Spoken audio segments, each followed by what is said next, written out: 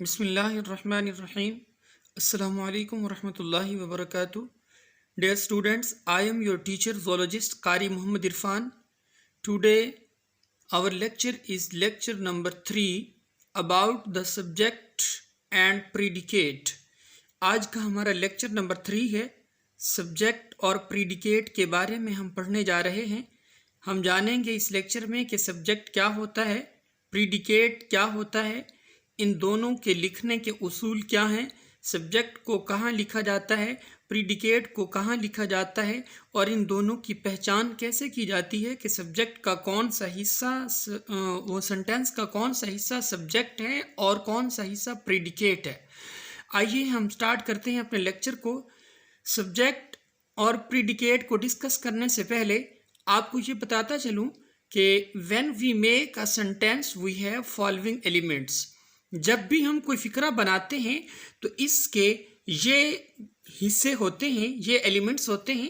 سب سے پہلے بیٹا name of some person اور تھنگ یا پلیس، کسی بھی شخص، چیز یا جگہ کا نام ہوگا پہلا حصہ، یعنی یا تو کوئی چیز ہوگی. جب بھی ہم سینٹینس لکھیں گے یا پڑھیں گے تو اس میں سب سے پہلا حصہ کسی شخص، کسی چیز یا جگہ کی بات کی جا رہی ہوگی. دوسرا حصہ کیا ہوگا؟ وی سے some thing about person, thing, place. پھر ہم اس شخص، جگہ یا چیز کے بارے میں کوئی بات کر رہے ہوں گے، کچھ کہہ رہے ہوں گے. اوپر والی باتیں جو انگلش میں نے لکھی، ان کو میں نے نیچے اردو میں ٹرانسلیٹ کر دیا ہے. میں ایک دفعہ پڑھ دیتا ہوں، امید ہے آپ کا کنسیپٹ کلیئر ہو جائے گا. جب بھی ہم ایک فقرہ بناتے ہیں تو اس کے ضروری اجزاء یا حصے یہ ہوتے ہیں، یعنی کسی شخص، چیز یا جگہ کا نام ہوتا ہے.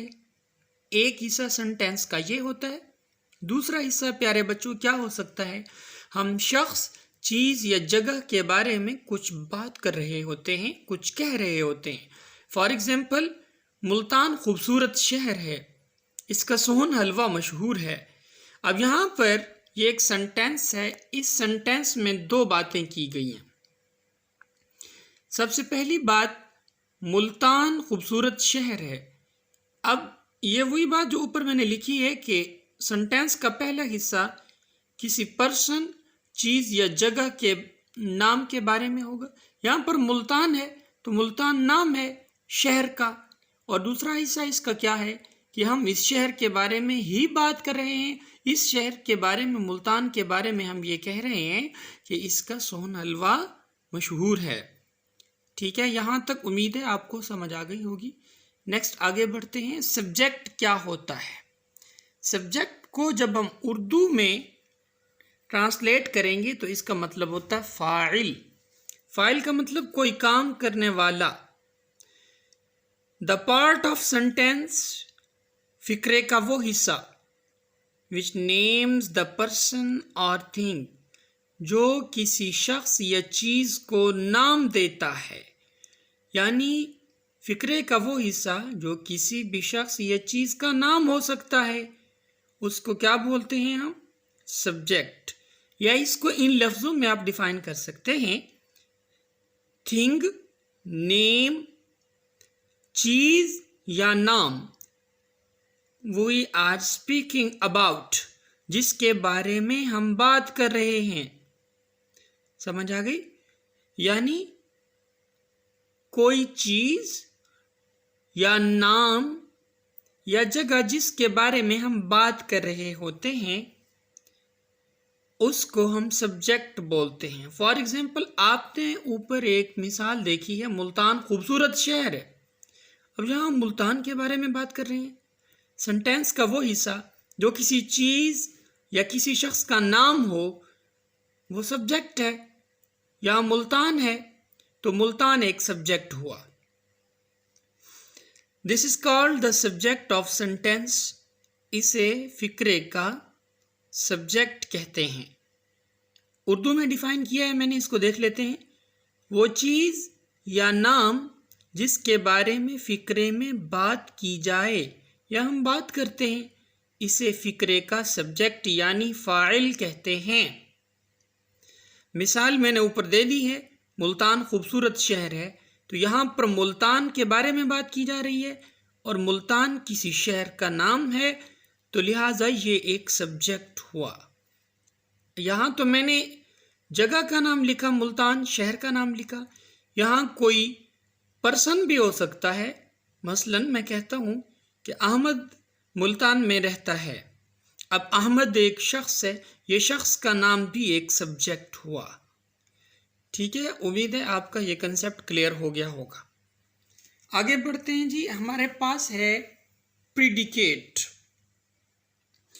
پریڈیکیٹ کو تفصیل سے پڑھنے سے پہلے ہم یہ جانیں گے کہ اس کا اردو معنی کیا بنتا ہے۔ پیش گوئی، بنیاد یا دعویٰ۔ اب ظاہری بات ہے، سبجیکٹ کے بارے میں کوئی بات کی جا رہی ہے، کوئی دعویٰ کیا جا رہا ہے، تو اس حصے کو پریڈیکیٹ کہتے ہیں۔ Let's define in English. The part of the sentence, فقرے کا وہ حصہ which tells something about the subject، جو سبجیکٹ کے بارے میں ہمیں کوئی بات بتاتا ہے، is called predicate، اسے ہم پریڈیکیٹ بولتے ہیں۔ فار ایگزامپل، قرآن مجید اللہ تعالیٰ کی آخری نازل کردہ کتاب ہے۔ اب یہاں پر دیکھیے، قرآن مجید تو ہوا سبجیکٹ۔ اب قرآن مجید کے بارے میں نے کیا بات کی؟ میں نے کہا کہ وہ اللہ تعالیٰ کی آخری کتاب ہے، لہٰذا یہ پریڈیکیٹ ہوا۔ یعنی کہنے کا مقصد یہ ہوا کہ پریڈیکیٹ فقرے کا وہ حصہ ہے جو سبجیکٹ کے بارے میں کچھ نہ کچھ ہمیں بتا رہا ہے۔ یہاں پر جیسے مثال دی میں نے قرآن مجید کی، قرآن مجید سبجیکٹ ہوا اور اللہ تعالیٰ کی آخری کتاب جو بات کی جا رہی ہے وہ ایک پریڈیکیٹ ہے۔ یہاں تک آپ کو تمام کنسیپٹ کلیئر ہو گئے ہوں گے۔ آگے ہم بڑھتے ہیں، کچھ خاص اصول ہیں کہ سبجیکٹ کب لکھا جاتا ہے اور پریڈیکیٹ کب لکھا جاتا ہے، ان دونوں کا سینٹینس کے اندر کون سا مقام ہوتا ہے، کون سی جگہ پر لکھا جاتا ہے۔ پہلے سبجیکٹ لکھا جاتا ہے اور بعد میں پریڈیکیٹ لکھا جاتا ہے، اور بعض جگہوں پر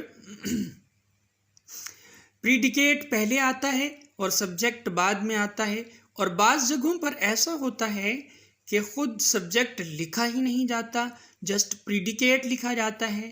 آئیے یہ باتیں ہم سیکھتے ہیں۔ جی بیٹا، سبجیکٹ اور پریڈیکیٹ کے بارے میں جو کچھ ایکسیپشنل رولز ہیں، جو ضروری اصول ہیں، وہ ہم سیکھ رہے ہیں یہاں پر۔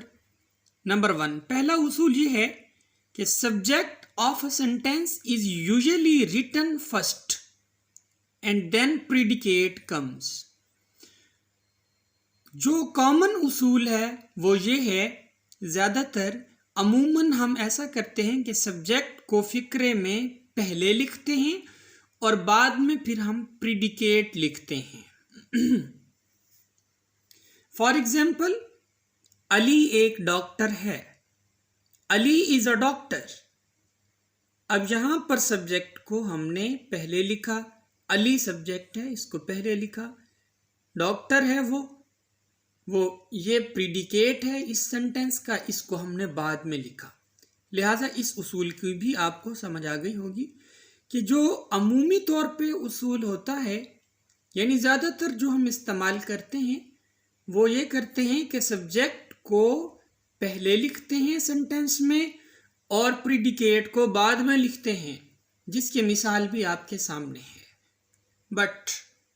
لیکن اوکیجنلی، یعنی غیر معمولی صورتحال میں کبھی کبھار ہم کیا کرتے ہیں، پریڈیکیٹ کمز فرسٹ، پہلے پریڈیکیٹ آتا ہے، and subject written at the end, اور سبجیکٹ کو آخر پر لکھا جاتا ہے۔ دیکھیے یہاں پر ہیئر کمز بس۔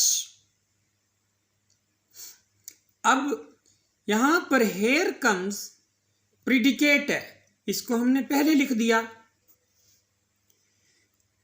اب لکھنا تو یہ چاہیے تھا کہ بس کمز ہیئر، لیکن ہم نے کیا کیا، ہیئر کمز بس۔ अब ये भी सेंटेंस ठीक है, ये भी सेंटेंस ठीक है। कैसे कि हमने इसमें प्रीडिकेट शुरू में लिख दिया। ये रूल फिर आपको आगे समझाऊंगा कि कब और कहाँ कैसे लिखना है। हमने इसको प्रीडिकेट कब पहले लिखना है और सब्जेक्ट को कब पहले लिखना है। बस अभी आपने इतना याद रखना है कि कभी कभार प्रीडिकेट को सब्जेक्ट से पहले लिखा जाता है।